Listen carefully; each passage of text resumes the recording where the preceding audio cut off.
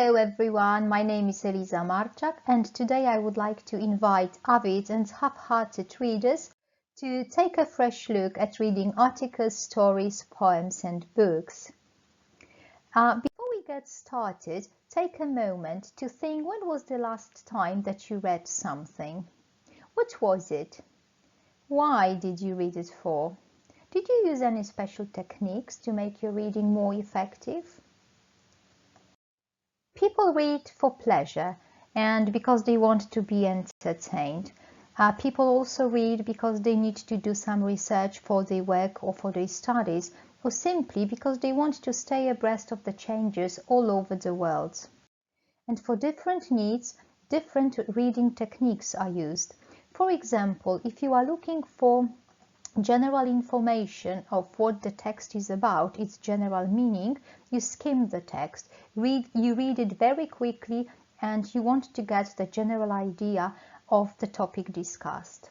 On the other hand, when you are looking for a certain detail, a certain piece of information, like a date, for example, name, or an answer to a particular question, you scan the text. Again, you read it very quickly and you are looking for this bit that interests you. There is also a more detailed way of reading, which we are going to explore in a more detailed way today, and we call it critical reading. In this way of reading, the reader poses a lot of questions to understand the nature of the text, to see the author's intentions, to analyze the language used throughout the whole text, and to evaluate whether the problem presented is discussed in a reliable and trustworthy manner. Another technique is called detailed reading. It is a very time-consuming technique and it requires a lot of effort and numerous repetitions in order to understand every single sentence, every single bit of information. We do detailed reading when we want to study before the exams or when we want to learn something. Usually, the knowledge that we obtain we put into practice later on. So, knowing all the techniques, let's have a look at some examples. Here is a headline that appeared in The Guardian this September. House builders lobbied against plan for electric car chargers in new homes in England. Think, what information you can expect to be found in this text? Which of the previously mentioned techniques do you think you may use to find the information? Definitely, we can expect to find information about the details of the plan. Also, we probably would like to learn why the house builders are against the plan. Also, you would like to examine whether the newspaper editors present a biased or unbiased perspective of this problem, and obviously to find out more about the country's green policy. How about another example? Who do you think you are? That's a headline that appeared in Daily Star this September as well. Not a very straightforward headline, is it? What would you expect to find in this text? Definitely, we would like to know what is the hidden meaning of the headline. Also, whom the question might be addressed. And also, we would like to see what really happened. And again, we would like to see whether the record that the newspaper presents is trustworthy or biased. But what exactly the title means, what exactly the headline reveals, who do you think you are? As you probably might have guessed, that's a very sensitive issue that is discussed in this story. Queue jumping. British people are really very sensitive about it, and this particular queue concerns the situation when people form the queue to pay tribute to Her Majesty Queen Elizabeth II lying in state. and two morning TV hosts, you can see them in the picture, jumped the queue. That really caused a lot of public uproar throughout the whole country.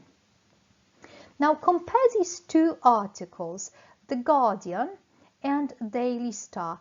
Obviously you can see the difference immediately, not only in the name, in the way the headlines are formed, but also in the choice of the topic. The Guardian is a trustworthy source. It's a quality newspaper. Daily Star, I'm not going to say it's not trustworthy, but we know it's all about gossips. It's a tabloid. So the way we read obviously will be different when it comes to the first newspaper and when it comes to the second one. We readers always must adjust our expectations of what news and information can be found in two such different texts. So, to conclude this part, how we read depends on the nature of the text and the goals we have at this specific time. For example, we will read a poem in a completely different way than we read a newspaper article. Also, our reading will differ while reading for pleasure or while completing our in-class assignment. When we read, we may encounter several possible problems. The three most popular, most common ones are the differences in the cultural background and the background knowledge. Also, ambiguity and lexis cause a lot of problems. I would like to show you some examples which illustrate these three problems and how we can overcome them while reading our text. So the first one, cultural background. Let's have a look at another newspaper headline. Will Boris bounce back? If you are not up to date with the latest news or discoveries, you will definitely find it difficult to understand any text tackling the current events. And it does not matter whether the text is written in our mother tongue or in our second language. Which Boris is mentioned in the title? Obviously, that's Boris Johnson, one and only. And a lot of questions may arise. Is he really coming back? Will he succeed? Is he expected? And so on and so forth.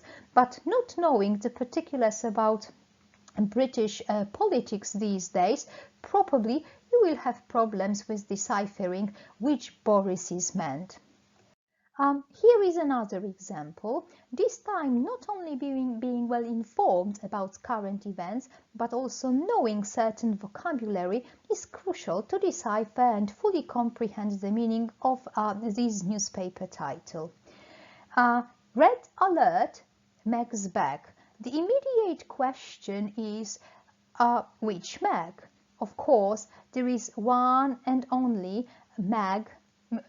Meghan Markle, and we can see that she's dressed all in red. How nicely the headline matches the photo. But that's not enough to know which Meghan is meant. We also got this phrase red alert. According to Merriam-Webster dictionary, the definition of red alert is the final stage of alert in which enemy attack appears imminent. So it means that Meghan Markle is associated with danger, chaos and peril whenever she appears in her husband's country.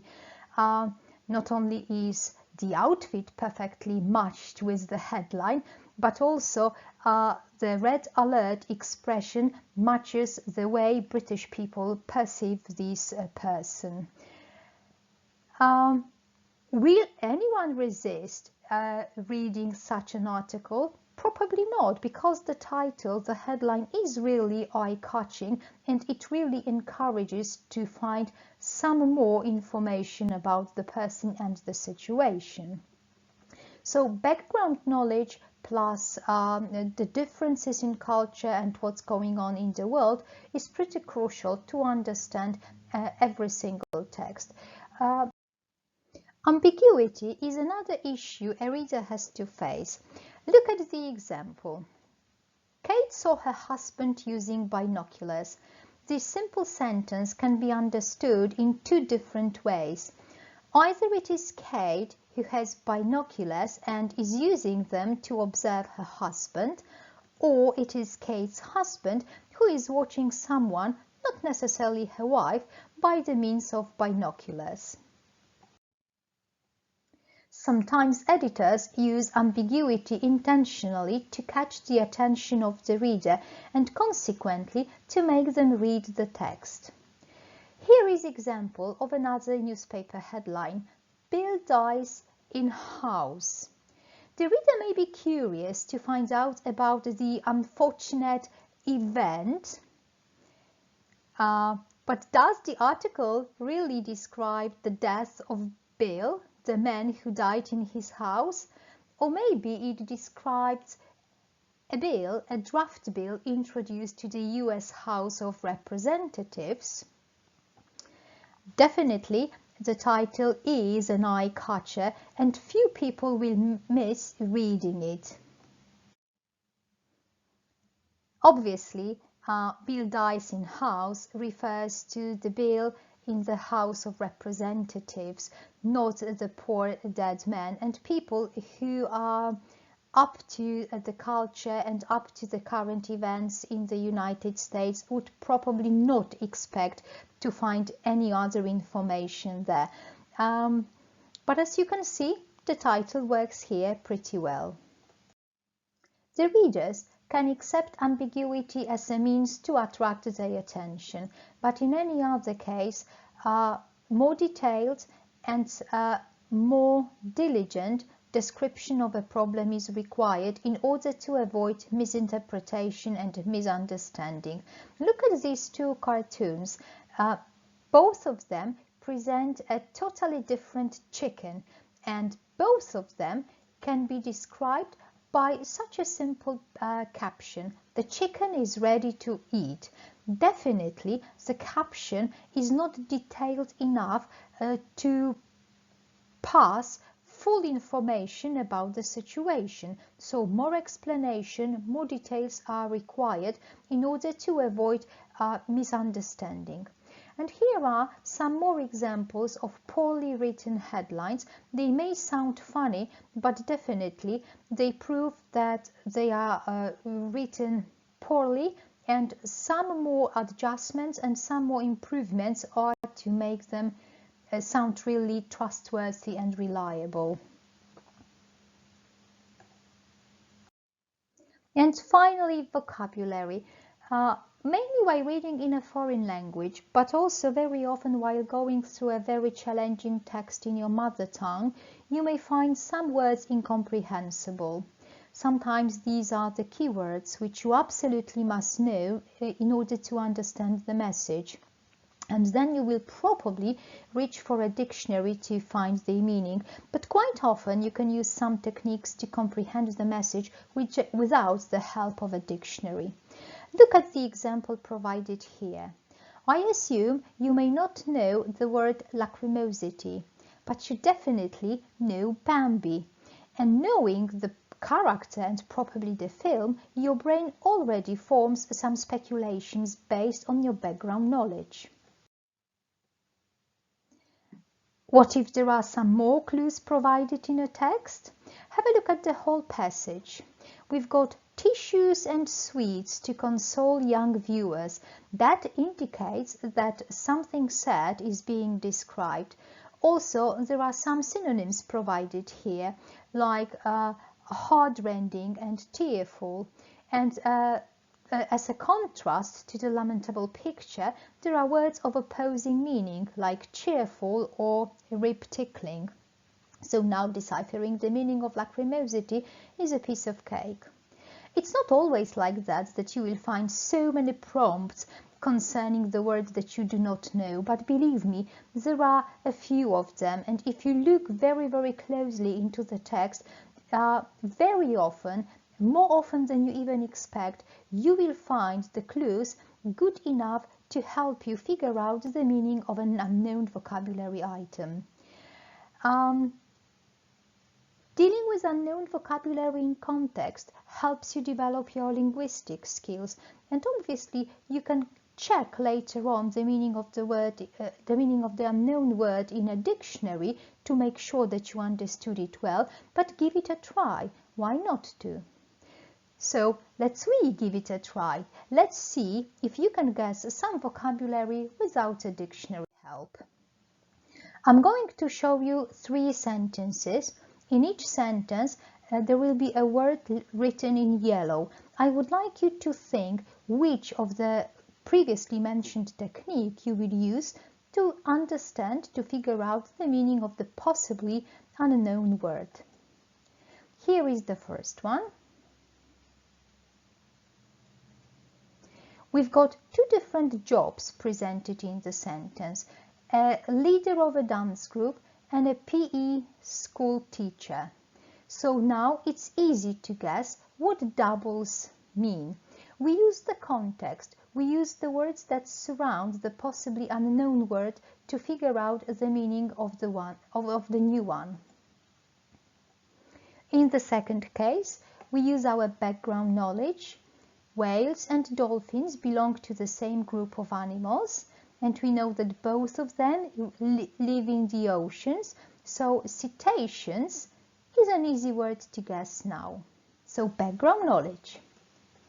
And finally, there are descriptors like a synonym dim and phrases of opposing meaning, not so bright, not so glowing. And now you probably already know what the new word means. Why don't you check in your dictionaries if you were right guessing the meaning of these 3 words? So, to sum up, we use context, the meaning of vocabulary surrounding the unknown word. We use our background knowledge. We use antonyms and synonyms, and also the way the word is formed in order to guess meaning of all unknown vocabulary items that appear in the text. You can always reach for a dictionary. Remember, it is not a crime, but challenge yourself. So, we already know that how we read depends on the nature of the text and our goals at the time. Also, we are aware of possible problems we may encounter while reading and how to tackle the problems. So, what else can be done to the text? I've got a simple nursery rhyme here. A wise old owl lived in an oak. The more he saw, the less he spoke. The less he spoke, the more he heard. Why can't we all be like that wise old bird? Simple, isn't it? Every text can be paraphrased, restated. It can be expressed in our own words. Why, some may ask? Well, for example, to facilitate its understanding or to make it easier and more approachable. Also, in order to avoid quoting the whole passage, and if we don't want to be accused of plagiarism, we need to present the text in our own words. While paraphrasing, we provide all the information that appears in the original text, but we have to make sure to change the words and the structure of the original text. In the case of the nursery rhyme, we changed the rhyming lines into a run-on unrhyming text, and you can see that it is much longer, but the message remains the same. What else? Depending on our task, we may be asked to summarize the key points of the text. In such a case, we write a very concise and up-to-the-point description, omitting all unnecessary details, like in the given example. Our whole focus is on the key information. We can also interpret a text, explain what we think it means, what is its message. In the case of our nursery rhyme, the message is very simple. Remain quiet for a while in order to become a wiser person.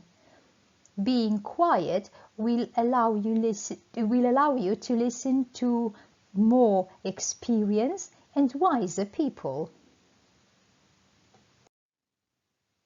So, being able to summarize, interpret and paraphrase a text means that we know the text very well enough to present its insightful analysis. A text analysis should provide answers to some crucial questions. Here they are.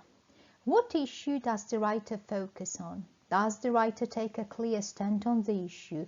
What is the writer's purpose of writing? Are there any techniques used by the writer to make the message clearer, more appealing and more persuasive? Who's the audience for this writing? And does the writer consider, address or refute opposing arguments? Following the set of questions, we can present an insightful analysis of any text. Here is the analysis of our nursery rhyme. We've got the main idea, main issue named in the very first line. We've got information that the main idea is presented in a clear way. There is also information about lack of opposing opinion, and we believe it is justified because of certain reasons. There is the audience provided and the purpose for writing, and also it is assessed that the aim is well achieved. Writing techniques plus the writing tone are also named here in this analysis. Look how much can be done with such a simple text.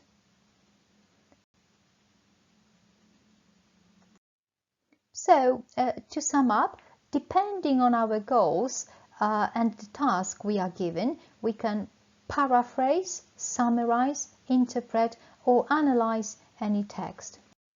Being a reader, you always should know what you intend to do with a certain text and whether or not you did what you were supposed to do successfully.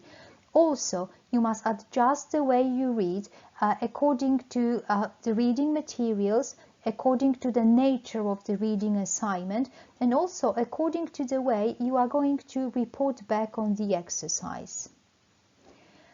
Let's have a look at our last example. I would like you to skim the passage to find out what issue the writer focuses on. Scan the text to find out what techniques the writer uses to make her text more appealing. Can you explain the meaning of the word written in bold? And what do you think of the title? Is it an eye-catcher? Is it relevant?